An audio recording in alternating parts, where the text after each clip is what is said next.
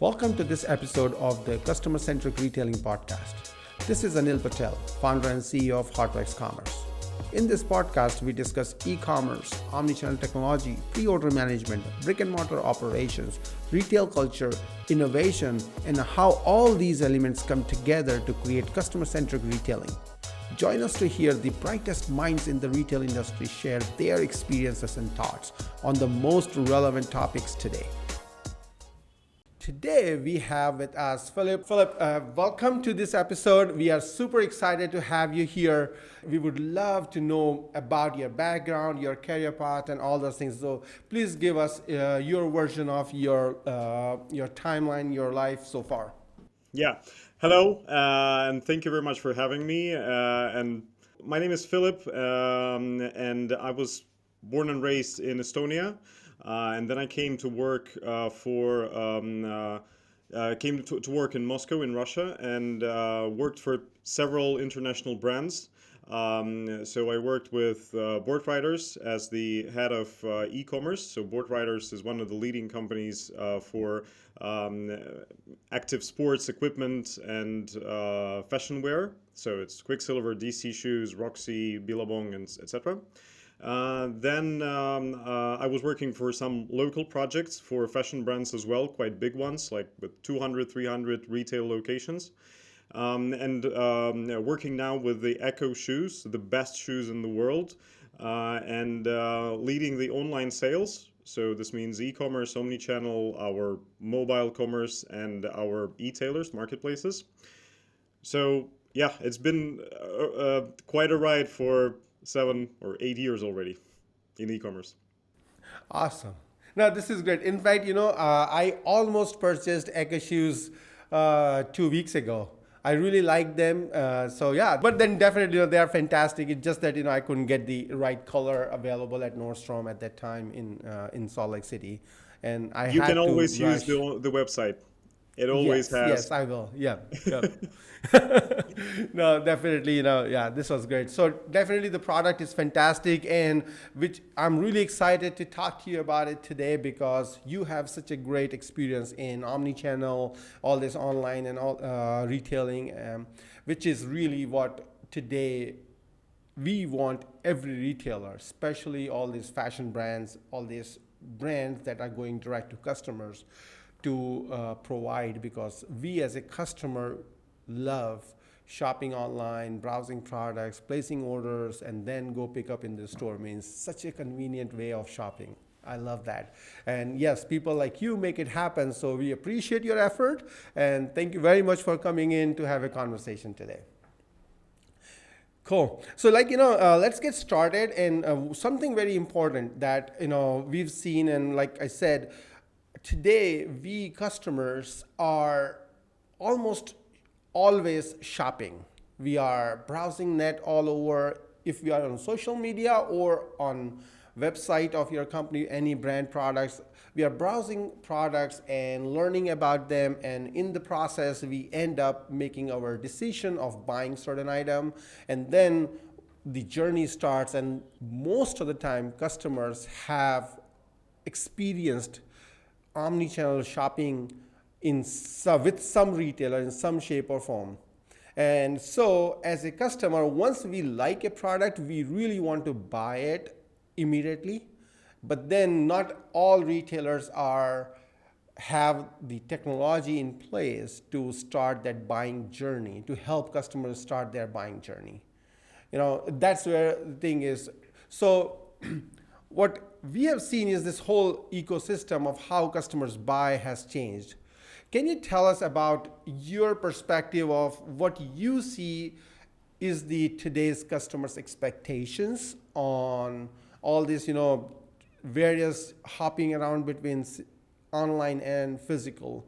And as a retailer, what you think is achievable for retailers today, and what do you think where retailers can improve to give a better experience to the customer?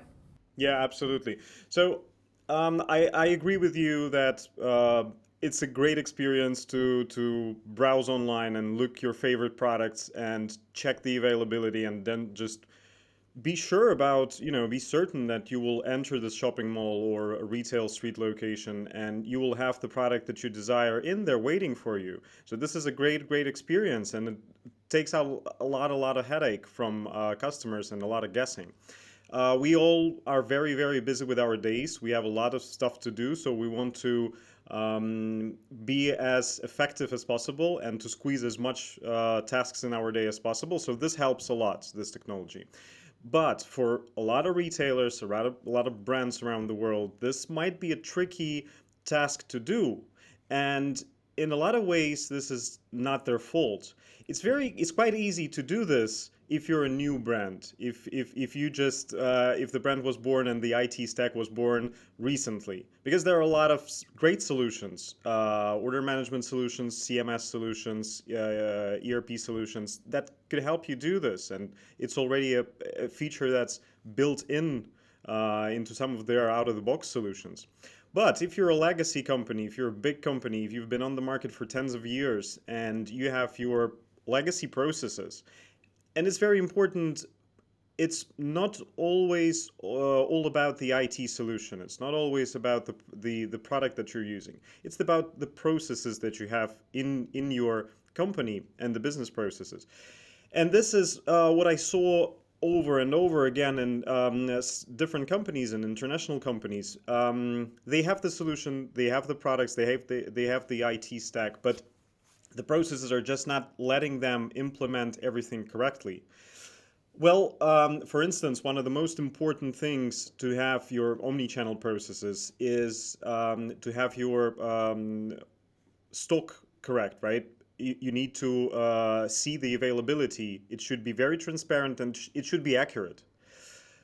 But there are a lot of small mistakes. I will give you just one small example. When customers are implementing something like buy online, buy online, pick up in store. Um, the moment when you're clicking the product on the website and then the order goes to the ERP system, in a lot of ways, the moment when the product is being held for you to be picked up is only when it reaches the ERP system.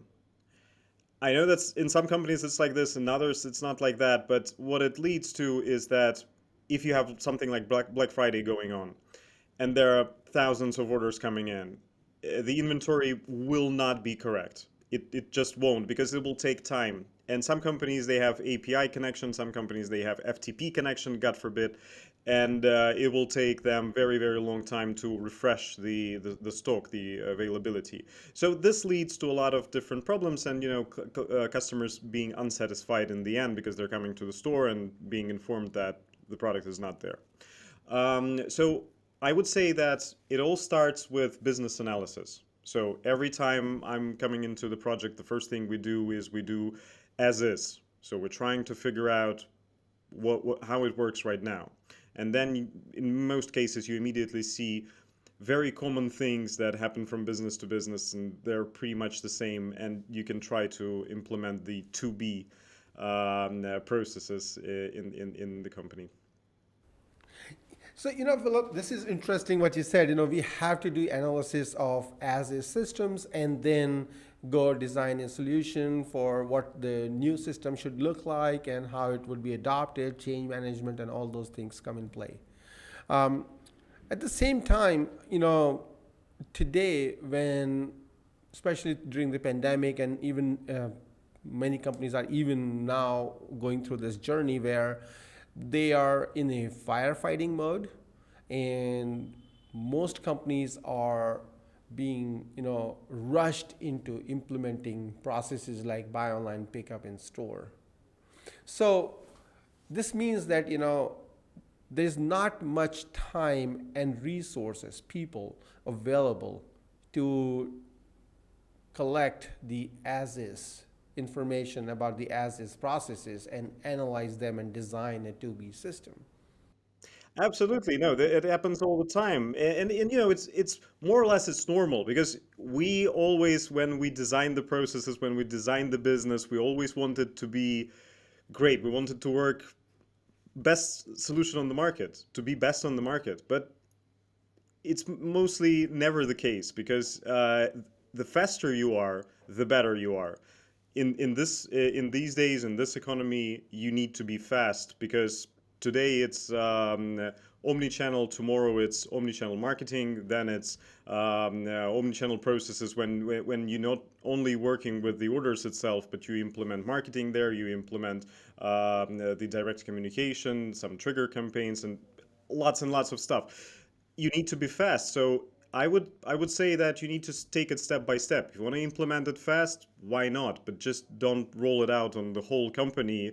Try on one pilot, right, solution. So this is retail implementations 101. Try on one shop. And one very interesting idea is not to try it on your best proven store, because if you try it on the store where you try all of the pilot projects, well, it might fly, but when you will try to implement it on other stores, you might face some problems there. So what we try to do is we try to use two locations or three locations if it's possible. One location is very proven, where you have the staff ready for experiments and new technologies. Another location you choose maybe somewhere not in I don't know, in Manhattan or in the center, right, where you have this good store. Maybe somewhere more far away from the capital or something like this. Awesome. This is a great tip. You know, I've been having conversation with many different professionals in this industry.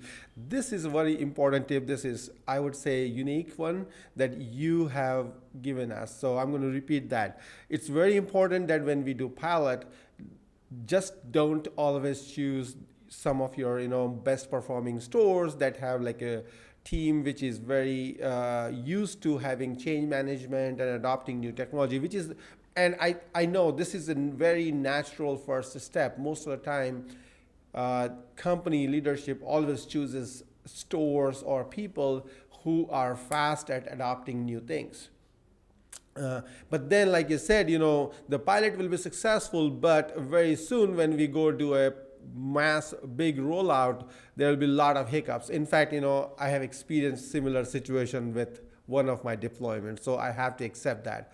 And I agree with you that we should take some time and choose few different stores and try to include different enough variety so that we have a reference store of every different kind in our company, at least enough of them, so that when the pilot is done, we have enough coverage of issues that we might face. The main success scenario is always easy to implement. It is those failure scenarios or the corner cases where we all fail. Actually, we can add to this that online and web store gives you the possibility to actually deploy some new features for particular regions based on their geolocation. So it doesn't mean that you need to deploy a feature on your website for all of your audience. Of course, you can test it and try it on some geolocation first, and then if you see the numbers that you like, you can go on with the implementation everywhere. Yeah, that's true. And then the other problem that you talked about was the inventory accuracy. Now, let's say if we a retailer, definitely it's always rush because CEO says I want to put BOPIS in place, and now everybody gets onto it, rallies, and want to get it in place. If nothing, at least for namesake, we need BOPIS feature on website, so CEO is happy about it. This is not unheard of, right? So what do you think would be the few best practices implementation team should keep in mind so that they are able to do a BOPIS rollout smoothly, at the same time they are they're not missing out major issues? So what you think, how inventory inaccuracy, like you mentioned, is the biggest problem with the buy online pickup in store. So what are the different tips that you could suggest at this point? If I'm going to rush into it, then at least what are the few things that I should take care of?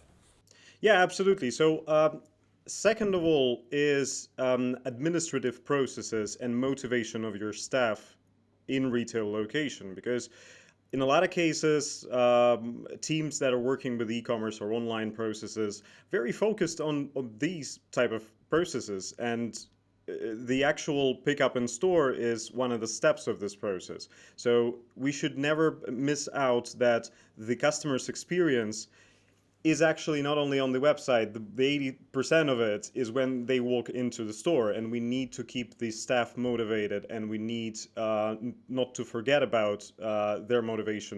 In our case, we implemented individual motivation for each store assistant for each order that they gave out. At least their motivation should not be less than what they get for the regular retail customer, because otherwise you will get a line of customers on the side who are waiting for their omnichannel order because it's not that important for the staff in retail location. It's tricky to make the motivation higher than the regular retail motivation, but you can implement it, and I had experience with this when you can implement it for a short period of time, and you can explain that this is only for the short period of time, so people will be more used to this.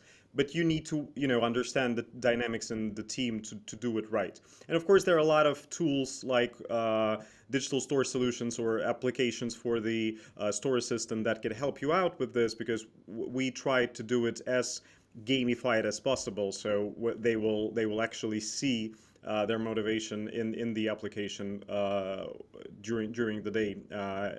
As many orders as they're working with, the more motivation monetary they will get. So this is a very important thing in my opinion. And another important thing is not to forget about marketing plus the omnichannel scenarios, and it goes for all the omnichannel scenarios, because there is a huge codependence between what you would want to do with marketing, any type of sales activations, any type of coupons, anything. You need to think about the integration between your CMS system, your order management system, whatever system is working with the omnichannel, right? And the POS hardware and software implemented there. Usually it's the same software which ERP is. But it should be omnichannel, it should be transparent, and every time the client comes in and says, oh, I forgot to use my coupon online, or I forgot to use the promo code, can I use it here? There should be a possibility, of course, to type it in on the POS system and just get the result right there, then and there. So this is very important as well. And there are some triggered communications that a lot of companies are working with and using them, but they are sometimes forgetting how important for conversion it might be. What I mean by this is the text messages, the push notifications that you're using in your order management system. You can try and test out different scenarios when you will remind the client about that he has 1 hour or 2 hours or 3 hours to come into the store and pick up his order. Or so working with all of those triggered communications might lead to having a better conversion. And I had this, and we were stunned when we saw an increase in conversion only by just implementing an additional text message that would remind the client. Because in a lot of cases, clients are, let's be true about this, are not reading what we're writing on landing pages and those descriptions on the website. So if you will remind them with the push notification or text message, that might really help the conversion. Great, great. Definitely. So to sum up, like I really like the first one, very important one, that the motivation for the store associate. Once the order gets in the store associate should be engaged and supporting the buy online pickup in store journey wholeheartedly, and for them to do that, like you said, the incentives, the motivations associated with the in-store sales should, and for the buy online fulfilling BOPIS order, they should be comparable. Generally they should be equal. Only then actually the associates would be really motivated to actually work on BOPIS orders and get them out the door fast. And that is really important, because unless you get the BOPIS order ready in time, customers most probably might cancel the order. And if they have one or two bad experiences, like they came to the store but the order was not ready, probably they will, the word would spread fast, and you would lose that customer. Customer will never, come back for the similar experience. Very important. And the second one, like you said, similarly, the incentives for customers to use coupons that online coupons in the store is very important. And exactly the same thing like associates, they would entertain online sales in store if they get their incentive. Similarly, customers will use buy online pickup in store if we would allow them to use their online coupons within the store in case they forgot. Otherwise, they'll simply cancel and just either run the transaction again in the store, or maybe they'll just simply cancel the transaction. And in fact, I have had similar experience also where I canceled that order. So, I mean, I totally get it. I'm very, agreement with you. And the third one, the communication. We have to keep in constant contact with the customer. Don't overburden, like, just don't spam them, but at the same time the convenience is important, that your order is ready and please come and pick up, or maybe even name of the associate, hey, I have your order ready, look for me when you come in, whatever it could be. But it's very important that customer, there is a communication enough that the coming in the store and picking up the order should be a very smooth experience for it to be successful. Thank you very much. I'm having so much fun today. I'm getting excited because what you are giving us is the ground level experience realities. Yeah, it is. It's not the core, because 90% of it that is below the water, as usual with the icebergs. It's the business process, and it's the analytics. It's very important. But I'm giving you some of the insights that we were living through. And another thing is actually adding to the triggered communication is to think of how the order management system could be an advantage for your CRM system or CDP system, because it has so much interesting information that you can enrich your system with. Because sometimes we are okay, this is the percentage of conversion, so these clients didn't come to the store, so they didn't pick it up. But what if you will remind them of the product that they were interested in after some time? And I know that a lot of companies have this in their CRM systems, but in the companies where we were implementing this, we didn't have it. And after implementations, there is something that marketers calling cohorts of clients, right? So these are clients that coming in different sets of time periods. So if you enrich this with the information from the order management system, this boring information about did they come to the store, did they not, etc., etc., it will give you a huge advantage in terms of how you can grow your conversions and how you can interact with them, remind them on the right time. Awesome. Now that you bring in the order management system, something else that always comes up in our conversations with different retailers is that they want to start with BOPIS, but then my question is like, why are you not considering ship from store? Because when I look at it technically, buy online, pick up in store and ship from store are not much different. And in a way, actually, they add a big advantage, because now your in-store inventory can be used for both buy online, pick up in store orders and for ship from store. And this also means that the accuracy and the rate of fulfilling BOPIS order will increase when you have ship from store processes active in the store. Why? Because I think, one, more people are going around the shelf and picking orders. So when they go pick an order and they don't find a order for the online order to be shipped from the store, they can report the inventory variance that, hey, I was unable to fill this order, which also means that, I don't have this item in the store, so I should not take BOPIS orders. Right? That's one very important. And also, if we go this route, BOPIS orders and ship from store route, because I'm a OMS vendor, I see that OMS can be much more reliably used for inventory information, so you can take BOPIS orders confidently. You're 100% right. Yeah, I agree with you, but I think the difference for the retailers is absolutely psychological, because BOPIS is something that, okay, we have the inventory, it sits there, and we just let the clients reserve the products and just come by and pick them up. We will do the period of booking for, I don't know, 24 hours, and this will not harm our inventory for the retail locations. In a lot of cases, a lot of companies, we can actually add this to our insights.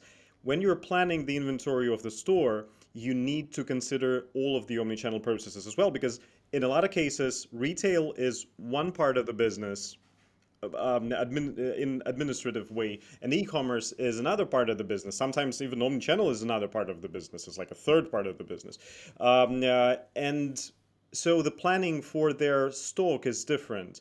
And I think that this is very, very incorrect, because as a whole, the business should think about, okay, we have this product, the product is the fuel for us for the season. I'm from fashion business, so for us we're thinking in seasons. So this is our fuel for the season, and we need to turn it around as fast as possible with as much margin as possible, right? Not to have any remains by the end of the season, because we understand that we will need to sell them on a discount, maybe without the margin or with a very low margin.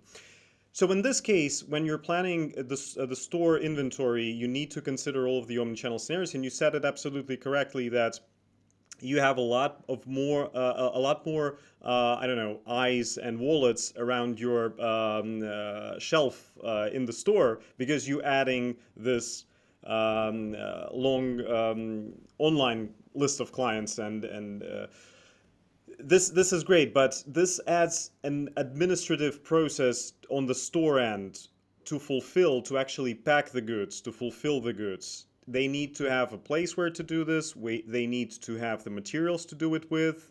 You need to integrate with the courier company, because when we're speaking about buy online, pick up in store, you don't need a courier company. The client picks it up himself. When you speak about ship from store, you need to integrate a courier company somewhere. And without the order management system, now that becomes a headache, because you need to implement it somewhere and you need to track the order somewhere.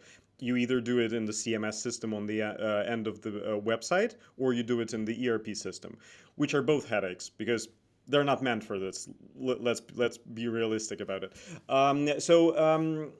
It is a different process, and in my opinion, yes, it might look similar, but ship from store is a little bit more challenging, because you need to think about how the store assistants will work with this. You need to think about the integration, and in some cases, the courier companies have difficulties actually, going into the shopping malls, because for some retailers, shopping malls are most of their locations are in there, not in the street retail. So yeah, there are a lot of questions, but the impact that it gives you, I cannot tell you the exact numbers, of course, but in percentages, it's more than 10% increase. It was in our case in businesses where I was implementing this. It was more than 10% increase, especially in fashion, especially during the times of season when you don't have a lot of inventory left at your distribution center. Don't forget that retail locations are your micro fulfillment. We all of the retailers who went into those fancy conferences and heard about, oh, the huge companies are doing micro fulfillment now. This sounds wonderful. They already have the micro fulfillment. They just don't have the IT solution or the business process to implement it correctly, to utilize it correctly. But the micro fulfillment are all of your retail locations. 100% is, and I'm sure that it's not a secret anymore for anybody. So a lot of companies are very successfully using it right now. Yeah, this is great. So, thank you very much for your information, your experience, all insights from your experience. My next thing, I want to talk about, especially going deeper into the ship from store and the motivations for doing ship from store. So, do you think what kind of motivation we can give to merchandisers so that they will, rally behind this initiative for ship from store, using their stores as a micro fulfillment center? One I can think of is, if we start fulfilling orders from the store, online orders from the store, means I can now afford to have more inventory in the store. And this means I can have a deeper assortment, always available. Now, if it is available, then the assortment is available for walk-in customer. It is available for buy online, pick up in customer, and at the same time it is available for ship from store. So what we are doing is we are in the inventory sitting in the warehouse is is sitting there on the shelf, but your customers cannot see it physically. But let's say a good portion of that inventory makes into your store, then more eyes can, more people can see that product, and if they see the product, chances of them buying the product increases. And so I think, merchandisers should actually take real interest in pushing ship from store strategy within their within their business. So this is my point of view. I want to know about what you think about it, and what is in it for merchandisers. Why should they, if at all, they should push ship from store strategy within their company? Yeah, well, if you speak about the store assistants and merchandisers who are working in the store, the motivation for them should be very clear. And for ship from store, in my opinion, in our cases, it should be a little bit higher than what they would regularly get for a you know client who would walk into the front doors, because it takes a little bit more effort. You need to pack it, and in a lot of cases, you need to use the courier package, or you need to label it somehow. You need to use the computer to print out the label. But the amount of advantages it gives to the company in terms of flexibility for delivery is unimaginable, because if your company is spread around the whole country, if you are working throughout the whole United States, it makes a lot of sense for you not to use lots of distribution centers or fulfillment big centers. You can use your stores or your retail locations to do this. Another hype thing: 30-minute delivery, 1 hour deliveries, express deliveries. And the possibilities are very, very big here, because for big retailers who have a lot of locations, this is one of the ways how they can compete with Amazons of the world. Because you can actually do this quick fulfillment and quick delivery to the customer.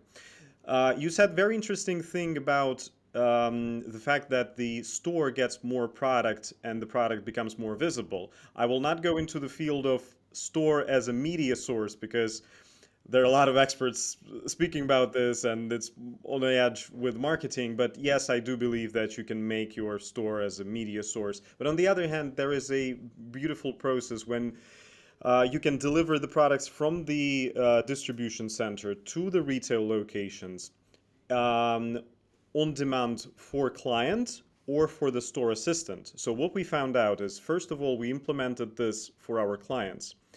We call it as ship to store. So this is when you ship from distribution center to the store, and the client can actually either pick it up or choose for a delivery from there, like a 1 hour delivery. So it will be sitting in the store, and whenever the client presses a button in the app or on the website, it could be delivered to him within 1 or a couple of hours.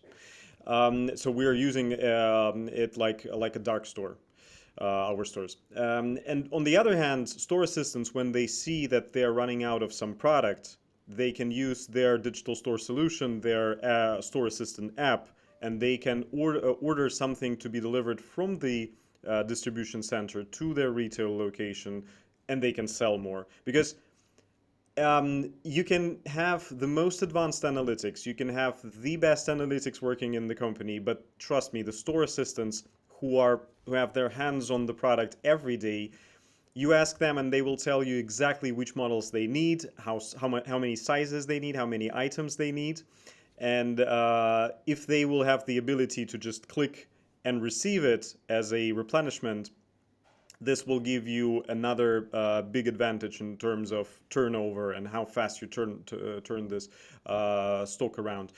But you need to be careful with this, because yes, of course, some stores will take advantage of this solution and order a lot of products, which is like a hit product, and order too much. And again, order management system can help you here, because you can just set some KPIs and you can just set some triggers that will let you know that, oh, it looks like this particular store is not turning around as much as they're ordering through this scenario.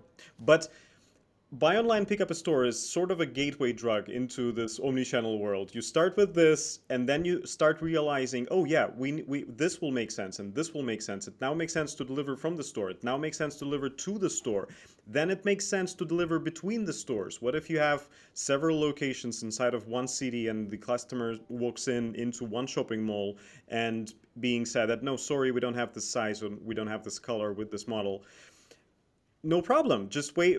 You can go order some coffee in a Starbucks, watch a movie or whatever you was planning to do in the shopping mall, and we will deliver it to you in an hour. Just give us your phone number. You will get a text message when it will be here. Even if the customer will not come back to you, you have his phone number now. Yes, you need to go about the GDPR and ask him several times, does he want to receive everything? But yes, of course, you can give him the promo code, etc., etc. So when you start, falling into this rabbit hole, there are endless possibilities that you can use to actually move your business forward and increase turnover. Wow, this is great. In fact, one thing that I picked up from what you said, which is like super interesting, and again, I would say something very unique, so that you have talked about, and I haven't had anyone else talk about, is giving associates ability to request item. That is amazing, and like you said, it's definitely a double-sided sword. Sometimes it could hurt you also, but then if you had certain kind of monitoring in place, things should work out fine. Can you tell us more about your experience of having such thing implemented? I don't know if you had chance to do it, but if you did, what kind of positive business impact such initiatives have on business? Yes, we have it. We had it in two of the businesses I worked with, and it was working very, very good because in order to implement this, you need some kind of what we call a digital store solution. So basically, this is an application for the store assistant, which is basically the same as you would have for the client, but the interface is a little bit different, and you don't need, and the checkout process is obviously a little bit different. And you have the ID of the store assistant all the time, so you can actually manage and see what is going on for this particular store and even for the particular store assistant. After the implementation, the very important thing you need to do is education. It actually goes for all of the omnichannel scenarios. Before you test it on the pilot store, you need to think about how would you educate your store assistants on working with those processes. And without education, this particular process of ordering from the distribution center doesn't work. Because of course there will be some fast and smart store assistants that would use this and jump on this possibility right away, but a lot of won't, because it is something new to them. So they are not very familiar with this, and they were not taught how to use this properly. So it's very important to educate and actually show them that they now have this wonderful possibility. If it works correctly, then you can get a quite good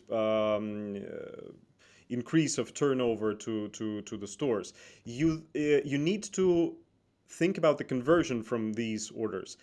It goes for any orders, not for just your regular e-commerce delivery from DC orders. Any omnichannel order has its own conversion. And in this case, a lot of store assistants are actually ordering something for a particular customer. So there are basically two scenarios. First of all, store assistant looks at the shelves and understands that he or her are running out of the particular item or size or color. So they're replenishing their store on their own. If you're afraid of this, you can make it on a request. You can have a product manager in office looking at those requests and just clicking a button yes or no. In our case, it worked perfectly because it is a signal which comes to your office, and something that when you're looking at the big numbers of analytics, if you have hundreds of stores, hundreds of locations, it might slip through your fingers because it might not be a significant number. You don't know that somewhere in Oklahoma there is a store that is selling this particular item in the very good amounts because it's one store. but different locations have different dynamics, etc., etc. So if you're afraid of this, just make this as a process that goes through the office. Second of all, you might have loyal base of customers, the customers that are entering your store from time to time. In some cases, you also might have some store assistants that are working for you for some years. They, in a lot of cases, would know those customers, and they know each other. So the customer would request something, and the store assistant now has the possibility just to take out his phone and to actually order something for this particular customer. And a request like this, if it's a one item, might go without any checking, because the store assistant will not lose his time for something like this if he doesn't know that he will get the motivation for this. So yeah, I think it can go these two directions. And after implementing, you need to educate and to look at the KPIs. If the KPIs are working for you, great. If not, in my case, I usually go to the stores myself. In some cases, I like the store assistants don't know me, so I will just go through the customer journey on my own. Or in some cases, I would tell the store assistants that I'm coming and just spend half a day with them, just see how it works, why it doesn't work, what they do wrong. It's just basics, retail 101. Go there, see how it works if the KPIs don't match. If the KPIs are great, well, you might as well stay in the comfy office. Which is not generally not the case. We have always there is something that needs to be done. No, this is great, cool. So on the similar lines, actually, there is this other journey: buy online, return in store. Again, the same thing. Customer ordered something online, and they want to. If customer is motivated to come in the store and return, the in customer's mind, what is most important is they are sure that I returned the item and I got the credit right then. So they want immediate credit so that customer can use that money to buy something else, maybe in your store or somewhere else. But the idea is that customer are not sure, if I send the shipment back to the warehouse, what will happen and how soon I will get the money back. And we all have some bad experiences, and which is why we generally either don't buy online enough, or we always want to go in the store and return in the store, because that's just definitively happening. But when we start buy online return in store, the store associates start getting nervous. One, a lot of companies, their store KPIs actually they cannot differentiate between the return of items that were bought in the store versus the items that were bought online and returned in the store. Now, if they cannot differentiate between these two returns, then what happens is these returns go as a minuses on their sales targets, and associates are nervous, like, come on, man, I sold so much and it's somebody else's mistake that I am getting penalized for. Now, that's like one way of looking at it. But then the other is logistics, is that you might end up getting inventory of certain item in a store, and in that region, that particular style size doesn't sell enough, and you are stuck with that inventory.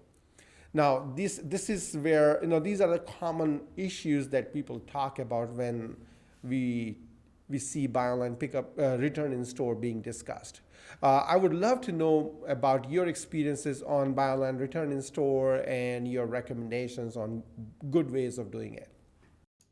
Yeah, you're absolutely right. This is a very, very important process, but you will not see the return on investment, so to speak, in this process right away. It's not like you will increase anything right away. But it's very important for the loyalty of customers. And what we saw is that the Net Promoter Score for the customers who were using this particular feature was higher on average than the Net Promoter Score of the customers of the cohort that were not using any of the omni-channel scenarios, or this scenario in particular. So yes, it will impact your lifetime value, and I'm 100% sure of this.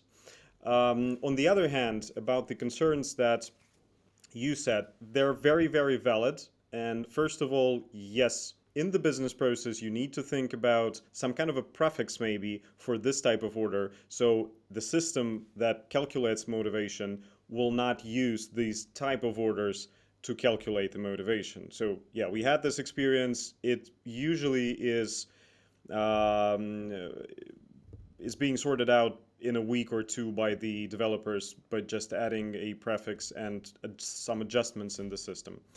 In terms of returns, yes, there will be returns, and sometimes there will be returns of the items. It depends on the legislation of the country, but some countries let you to return the product if this is the bad quality product in a couple of years. So with bad quality products, there need to be a system when the replenishment comes to the store, and the particular, if you can do this, this is what we did. The same car that brought the replenishment is picking up all of the product that should go back to the DC and bringing it back to the DC, because otherwise the car is going empty. It never does, but in this case you can use the replenishment cycle. In terms of items that are out of the metrics for this particular store, it can happen as well. So the customers don't understand in what kind of matrix system we have for different stores, and they don't need to, so they're just returning to the brands that they know. In this case, you can do like a checkup on weekly basis, on a monthly basis. It depends on the turnover, and just see does the item is fit into this matrix, or if not. In best cases, order management system should tell the store assistants that this particular item should be set aside and it will wait for the replenishment cart to come in. Please give this particular item to the replenishment cart. It should already be part of the order management system, the number of the order, so it should be given in inside order inside of the company to be brought back to the DC, and then maybe brought to some other store or something like this. But yeah. And one of the most important things is to think about the customer experience, because this buy online, return in store gives you a very good possibility to actually change a lot of the legacy processes. I know that in a lot of companies there are still paper stuff you need to fill in when you return the items into the store. You can do it very, very easily for the customer on your website, on the application, where you can integrate your order management system, the website or app, and the fiscalization system, basically that gives you the possibility to return the money to the customer. And by integrating all of this, you give them the possibility to go into online, log in into the website, just click the button to return, choose the shop where do they want to return, go into the store, actually give the item to the customers and just tell them their phone number. In our case, how we implemented this, we base everything around the phone number of the client, which is the main ID in the system. And so in POS system, everything is already there. They're just printing out the form where the customer needs to sign, and they just use their Apple Pay or Google Pay just against the cash machine, and they're good to go. So it takes you a couple of minutes to do this process.